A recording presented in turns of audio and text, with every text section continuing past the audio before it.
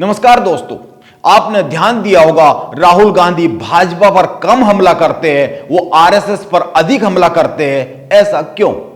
इसके पीछे क्या कोई खास वजह है? आप दो ताजा उदाहरण को भी याद कर लीजिए।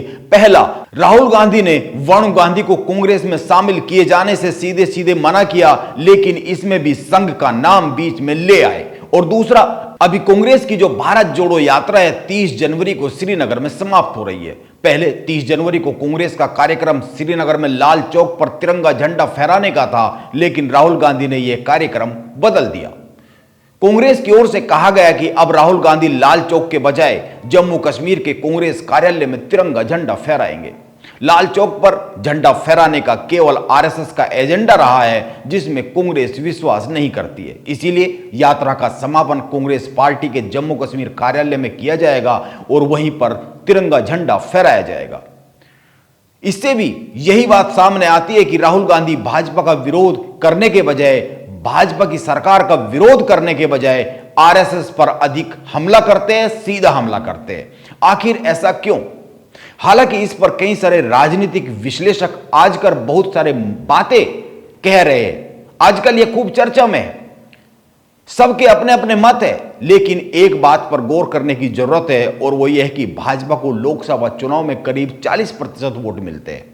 अगर पिछले लोकसभा चुनाव को ही आधार मान लिया जाए तो, और यह जो वोट भाजपा को मिलता है, यह नरेंद्र मोदी की आक्रामक हिंदुत्ववादी राजनीति के कारण मिलता है।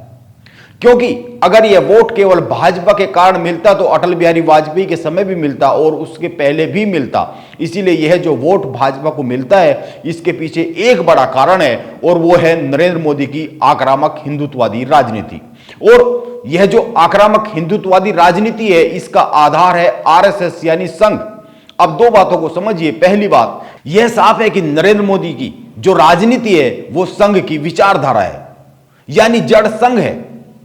अब दूसरी बात, यह ठीक है कि भाजपा को 40% वोट मिलता है, यह एक सच है, लेकिन एक सच यह भी तो है कि भाजपा के खिलाफ इस देश में इस समय भी 100 में से 60 लोग हैं। क्योंकि 60% लोग उसके खिलाफ वोट करते हैं, भले ही वो वोट बट जाता हो, यह अलग बात है। और यह जो 100 में से 60 लोग हैं, यह केवल नरेंद्र मोदी के खिलाफ इसलिए क्योंकि वो नरेंद्र मोदी की राजनीति को पसंद नहीं करते हैं या फिर किसी अन्य को अधिक पसंद करते हैं। उनका जुड़ाव किसी अन्य के साथ ज्यादा है। दोनों ही स्थिति में वो नरेंद्र मोदी के खिलाफ है, यानी वो संघ की विचारधारा के खिलाफ है। यह एक सीधी सी बात है, लेकिन इसमें सबसे बड़ी टेढ़ी बात यह है कि इन 100 में से 60 लोगों को एक साथ लाया कैसे जाए, ये एक जगह वोट डाले कैसे। इसीलिए मैं कह रहा हूं कि राहुल गांधी की असली परीक्षा 30 जनवरी के बाद शुरू होने वाली है। आप ध्यान दीजिए, जब केंद्र में कांग्रेस की सरकार थी, मनमोहन सिंह प्रधानमंत्री थे, तो उस समय दिल्ली में जंतर मंतर पर बड़ा धरना प्रदर्शन का दौर चला था। पहले बाबा रामदेव, फिर अन्ना हजारे। उस धरने प्रदर्शन के दौर ने यूपीए की सरकार के खिलाफ लोगों को एकजुट किया, यूपीए की सरकार के खिलाफ माहौल बनाया, मनमोहन सिंह और कांग्रेस के खिलाफ माहौल बनाया। और उस माहौल का, उस एकजुटता का फायदा नरेंद्र मोदी और भाजपा ने उठा लिया।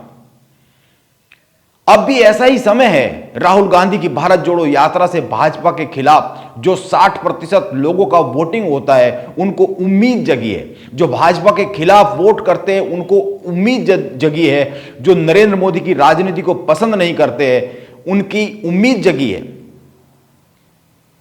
लेकिन सवाल यह है कि पूरा विपक्ष एकजुट होगा कैसे? यह जो 60% वोट है, यह कैसे एकजुट होगा? और सवाल तो यह भी है कि यह 60% भी रहेगा कि नहीं रहेगा, क्योंकि भाजपा इस बार के लोकसभा चुनाव में 50% वोट का लक्ष्य लेकर चल रही है और उसके लिए तैयारी भी शुरू कर दी गई है। अब वो उस वोटिंग प्रतिशत को हासिल कर पाएगी या नहीं कर पाएगी, यह तो एक सवाल है। लेकिन इसके सामने सवाल तो यह भी है कि यह जो विपक्ष में वोट है नरेंद्र मोदी के, यह एकजुट होगा कैसे? और इससे भी बड़ा सवाल तो यह है कि राहुल गांधी ने यह जो माहौल बनाया है, वो इसमें निरंतरता कैसे बनाकर रखेंगे? सबसे बड़ा सवाल तो यह पैदा होता है कि नरेंद्र मोदी से कांग्रेस लड़ेगी या फिर राहुल गांधी का चेहरा आगे कर लड़ाई लड़ी जाएगी, और इसके बाद विपक्ष को कैसे साथ लिया जा सकता है? आप ध्यान दीजिए, प्रधानमंत्री मोदी से राहुल का सीधा मुकाबला कांग्रेस के लिए भारी पड़ सकता है। यह बात कांग्रेस के वरिष्ठ नेता जयराम रमेश शायद समझते हैं। इसीलिए उन्होंने हाल ही में कहा है कि भारत जोड़ो यात्रा राहुल गांधी को प्रधानमंत्री पद के रूप में प्रोजेक्ट करने के लिए नहीं है।